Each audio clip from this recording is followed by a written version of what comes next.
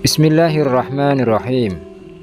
Assalamualaikum warahmatullahi wabarakatuh. Sahabat Abdurrahman Fatir yang dirahmati oleh Allah Subhanahu wa Ta'ala. Ada seorang lelaki ahli ibadah atau yang disebut dengan abid, telah menghabiskan waktunya selama 40 tahun hanya beribadah kepada Allah Subhanahu wa Ta'ala tanpa sedikit pun melakukan kemaksiatan. Bahkan ia tidak pernah berpikir untuk meminta sesuatu kepada Allah Subhanahu wa Ta'ala dengan ibadahnya itu, karena ia melaksanakannya memang benar-benar ikhlas karena Allah Subhanahu wa Ta'ala. Tetapi di suatu malam tiba-tiba saja muncul suatu keinginan untuk meminta, dan ia langsung berkata dalam munajatnya, "Ya Allah, tunjukkanlah kepadaku bidadari yang telah Engkau janjikan untukku di akhirat kelak." Tiba-tiba dinding mihrabnya, yakni tempat ibadahnya, terbelah dan muncul seorang wanita yang sangat cantik memikat. Begitu cantiknya sehingga akan menjadi fitnah jika wanita ini, yakni yang sebenarnya adalah bidadari, muncul di tengah-tengah masyarakat manusia di dunia ini. Tiba-tiba wanita itu berkata, "Wahai hamba Allah, engkau mengeluh kepada Tuhanmu, sedangkan Dia telah mengetahui keluhanmu tanpa engkau mengucapkannya.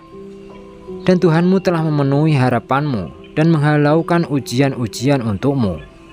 Dan Allah mengutusku menemuimu untuk menjinakkan hatimu. Tahukah engkau bahwa setiap harinya sepanjang malam engkau beribadah, aku berbisik kepadamu.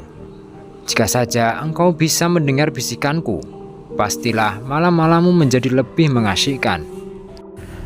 Lelaki ahli ibadah itu berkata, "Wahai wanita, siapakah engkau ini?" Wanita itu menjawab, "Aku adalah bidadari yang disediakan Allah untukmu di akhirat kelak." Lelaki itu berkata lagi, "Berapa banyak istriku yang seperti engkau ini?" 100 orang, dan setiap orangnya mempunyai 100 pelayan. Tampak sekali lelaki ahli ibadah itu terkagum-kagum, kemudian berkata, "Apakah ada orang yang diberi lebih banyak daripada aku ini?"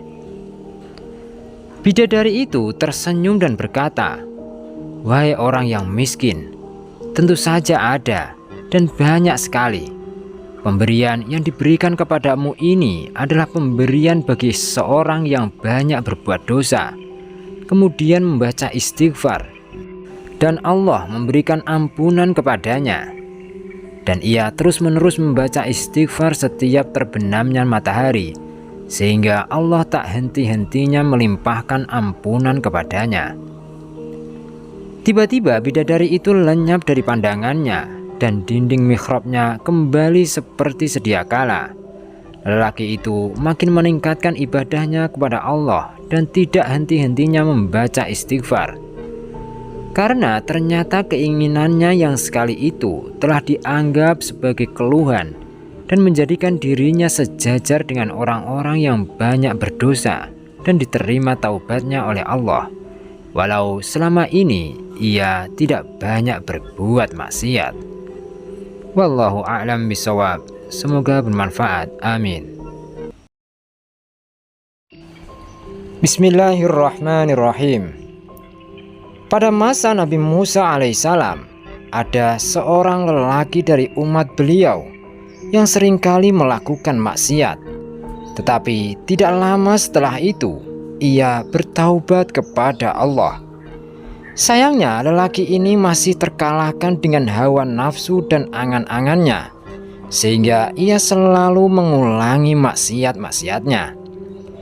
Namun demikian kesadarannya selalu muncul, dan ia kembali bertaubat kepada Allah Subhanahu wa Ta'ala.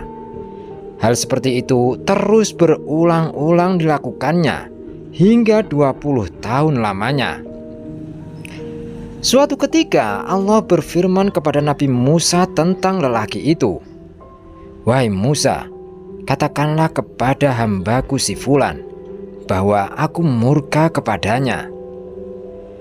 Nabi Musa menyampaikan firman Allah tersebut kepadanya.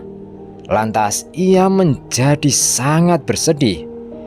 Dalam kekalutannya karena dimurkai oleh Allah, ia lari ke tengah padang yang luas. Di sana ia berseru, "Ya Allah, sudah habiskah rahmat-Mu? Ataukah maksiatku membahayakan dirimu? Ya Allah, sudah habiskah simpanan maghfirah atau ampunan-Mu? Ataukah Engkau telah kikir dengan hamba-hamba-Mu yang berdosa? Dosa manakah yang lebih besar daripada ampunan-Mu? Ya Allah, kemuliaan ada di antara sifat-sifat-Mu yang qadim, yakni telah ada sejak awal dan selalu ada, tidak akan pernah berakhir. Sedangkan kehinaan ada di antara sifat-sifatku yang hadis atau yang baru diadakan ini. Bagaimana bisa sifatku bisa mengalahkan sifat-sifat-Mu?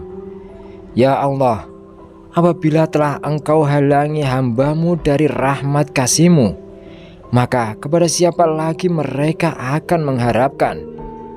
Apabila Engkau telah menolak mereka, maka kepada siapa lagi mereka akan mengadu?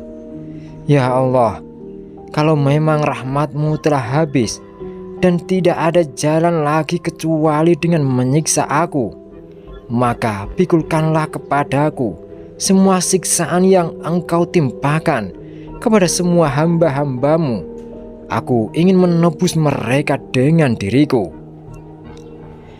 Tidak ada yang diucapkannya dalam pelarian dan penyendiriannya di padang luas itu, kecuali kalimat-kalimat dalam seruan atau munajatnya tersebut.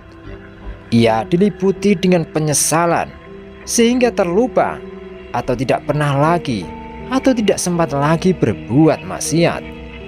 Setelah berlalu beberapa waktu lamanya, Allah berfirman kepada Nabi Musa, "Hai Musa, pergilah engkau kepada hambaku si Fulan di padang sana, dan katakan kepadanya, seandainya dosamu memenuhi bumi, aku akan tetap melimpahkan ampunan kepadamu, setelah engkau mengenaliku dengan kekuasaanku yang sempurna, ampunan dan rahmatku yang tiada batasnya."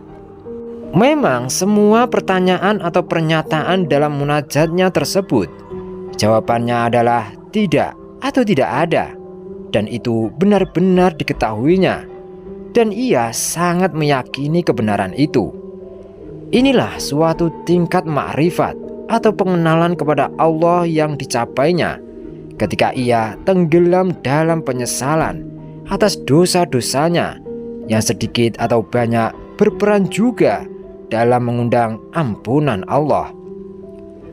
Dalam suatu kesempatan, Nabi Shallallahu Alaihi Wasallam pernah menyabdakan bahwa tidak ada suatu suara yang lebih dicintai oleh Allah Subhanahu Wa Taala daripada suara seorang hamba yang berdosa kemudian bertaubat, dan ia sangat sering menyeru dan menyebut namanya, "Ya Allah, ya Allah, ya Tuhanku, ya Tuhanku, ya Rabbi, ya Rabbi." Maka Allah akan menjawab seruannya walau hamba itu sendiri tidak mendengarnya.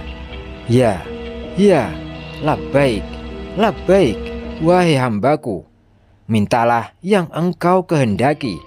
Engkau di sisiku seperti sebagian malaikat-malaikatku.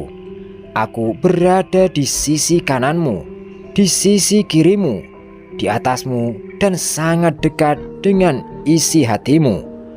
Wahai para malaikatku, saksikanlah, sesungguhnya aku telah mengampuninya." Dalam kesempatan lainnya, Nabi Shallallahu Alaihi Wasallam juga pernah bersabda, "Sesungguhnya ada seorang hamba yang melakukan suatu dosa, kemudian ia masuk surga dengan sebab dosa itu." Para sahabat yang berkumpul di sekitar beliau tampak keheranan, dan salah satunya berkata, "Wahai Rasulullah, bagaimana itu bisa terjadi?" Dengan tersenyum, Nabi Muhammad SAW bersabda, "Karena yang terpampang di depan matanya hanyalah bertaubat dari dosa itu, dan ia terus saja berlari darinya, yakni dari dosa itu, hingga akhirnya ia sampai di surga. Wallahu a'lam bishawab. Semoga bermanfaat. Jangan lupa ya guys untuk berbagi, like, share, dan subscribe. Terima kasih.